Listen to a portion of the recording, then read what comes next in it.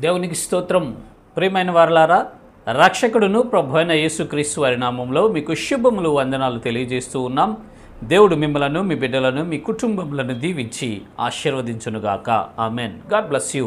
దేవునికి స్తోత్రం. హల్లెలూయా. ప్రియమైన దేవుని పిల్లలారా, రక్షించబడిన మనము, విశ్వాస యాత్రలో వెళ్తున్న మనము ప్రార్థన చేయట ఎంతో అవసరం అండి. చాలామందిని మనము గమనించినట్లయితే వారు ప్రార్థన జీవితాన్ని కలిగి ఉండరండి. ప్రార్థన చేసే అనుభవంలో వారు ఉండరు. ప్రార్థన వారికి చేయటమే రాదు. భయపడుతూ ఉంటారు, బిడియం చెందుతూ ఉంటారు, సిగ్గుపడుతూ ఉంటారు. ప్రియమైన దేవుని పిల్లలారా, రక్షించబడిన ప్రతి వ్యక్తి ప్రార్థన చేయటం అవసరం. ప్రార్థన అంటే ఏముంది? ఇప్పుడు మనకు ఒక అవసరం వచ్చినప్పుడు ఎదుటి వ్యక్తిని ఏ విధంగా అడుగుతామో, నాకు ఈ అవసరం ఉంది, ఈ సహాయం చేయమని తోటి మనుష్యుడను మనం ఎలా అడుగుతామో దేవుణ్ణి అలా అడగటమే ప్రార్థన అండి. దాంట్లో కూడా అంగలార్పు విద్య, ఏడుపుతో కూడినటువంటి ప్రార్థన చేయటం ఎంతైనా అవసరము అని పరిశుద్ధ గ్రంథము సెలవిస్తుంది. చూద్దాము లేఖన భాగము. ఇర్మియా ప్రవచన గ్రంథము 9వ అధ్యాయము 20వ వచనములో ఈ రీతిగా రాయబడి ఉన్నది. స్త్రీలారా, యెహోవా మాట వినుడి, మీరు చెవియొగ్గి ఆయన నోటి మాట ఆలకించుడి. మీ కుమార్తెలకు రోదన చేయ నేర్పుడి, ఒకరికొకరు అంగలార్పు విద్య నేర్పుడి. దేవునికి స్తోత్రం. హల్లెలూయా. దేవుని మాట మనం వినాలి. యెహోవా మాట మీరు చెవియొగ్గి ఆలకించండి, వినండి. ఏంటి ఆయన చెప్తుందంటే, ప్రార్థన చేయటం మీరు నేర్చుకోండి, అంగలార్పు విద్యను మీరు నేర్చుకోండి, రోదన చేయటం మీరు నేర్చుకోండి అని దేవుడు సెలవిస్తున్నాడు. ఈనాడు మనతో కూడా మాట్లాడుతున్నాడు. ఆనాడు ఇర్మియా ద్వారా స్త్రీలతో మాట్లాడాడు, ఇశ్రాయేలు స్త్రీలతో.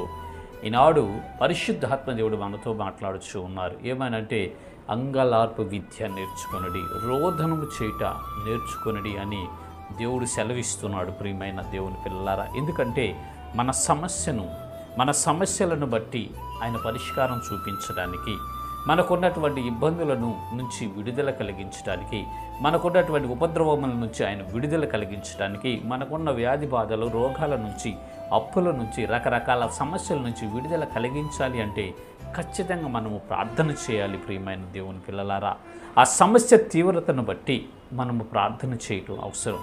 మన సమస్య ఒక కేజీ రైస్ ఉడికే సమస్య అయితే, ఒక చిన్న క్యాండిల్ మనం వెలిగిస్తే ఆ కేజీ రైస్ ఉడుకుతుందండి? అది ఉడకదు కదా. ఎంత రైస్కి అంత మంట పెట్టాలి. ప్రార్థన చేయటం అంటే ఏంటంటే మంట పెట్టడమే. అంగలార్పు చేయటం అంటే, రోదన చేయటం అంటే, మన సమస్య ఎంతైతే ఉందో అంతగా మనము రోధించినట్లయితే, అంతగా మనము అంగలార్పు విద్య నేర్చుకొని దేవుని సన్నిధిలో ప్రార్థించినట్లయితే ఖచ్చితంగా ఆయన జవాబు పంపించి మన సమస్య నుంచి విడిపిస్తాడండి. చాలామంది జీవితాల్లో మీ సమస్యలుగానే ఉండటానికి కారణం ఏంటంటే, మీ సమస్య చూస్తే కొండంత ఉంటుంది, మీరు చేసే ప్రార్థన చిన్నగా ఉంటుంది.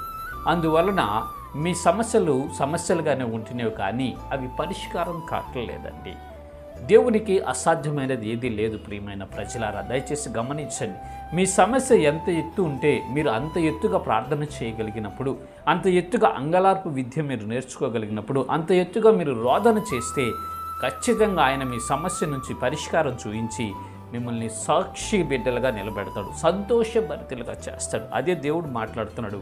చెవియొగ్గి ఆయన మాట మనం వినమంటున్నాడు. ఏంటి ఆ మాట అంటే, అంగలార్పు విద్య నేర్చుకోమంటున్నాడు. రోదన చేయటం, ప్రార్థించటం నేర్చుకొని ఆయన ద్వారా అడిగి పొందుకోవాలని దేవుడు ఉద్దేశిస్తున్నాడు. కాబట్టి ప్రియమైన సహోదరి, సహోదరుడా, నీ జీవితంలో ఇప్పటివరకు కఠినమైనటువంటి సమస్యలతో పరిష్కారం లేక అల్లాడిపోతూ ఉన్నావా? అయితే దేవుడు నీతో మాట్లాడుతున్నాడు.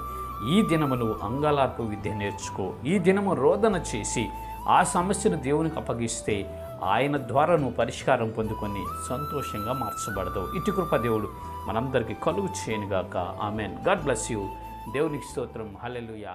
Praise the lord.